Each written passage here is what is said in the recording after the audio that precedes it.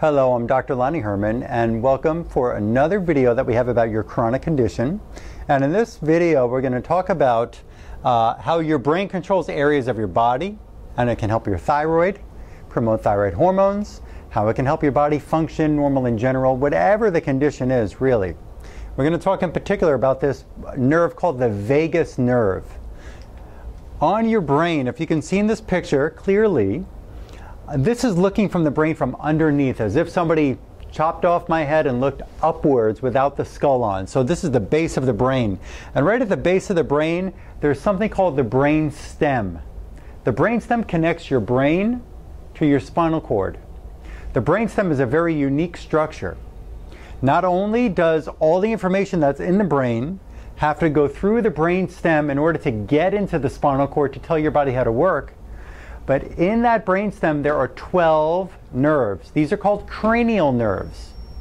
Number 10 is called the vagus nerve. Why is the vagus nerve so important for us to understand and to check to see if it's working in your body? The vagus nerve controls parts of the throat function, controls lung function, heart function, liver function, stomach function, intestinal function, all the way down. This vagus nerve is the biggest cranial nerve that comes off of your brainstem, and it controls specific organs. Why am I talking about this specific nerve?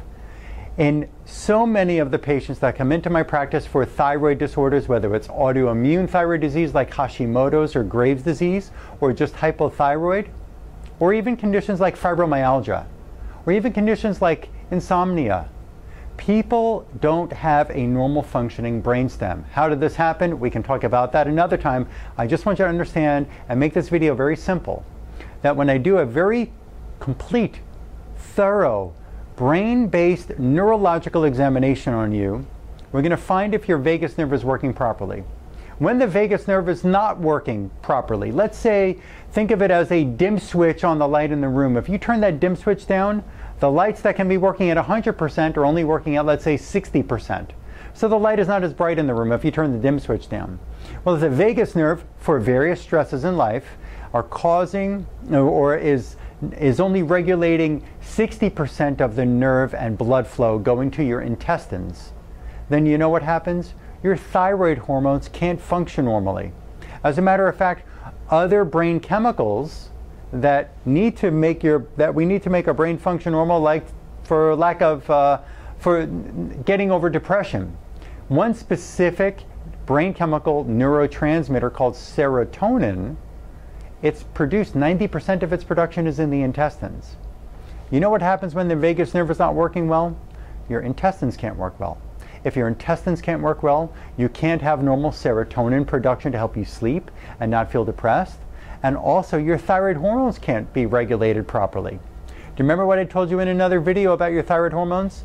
That in order for your active T3 hormone to become 100% functional, 40% of its production happens in the intestines. Yes, 40% of your thyroid hormones happens in your intestines. If you don't have the vagus nerve regulating your intestines, you can't produce a complete 40% of the T3 active T3 thyroid hormone.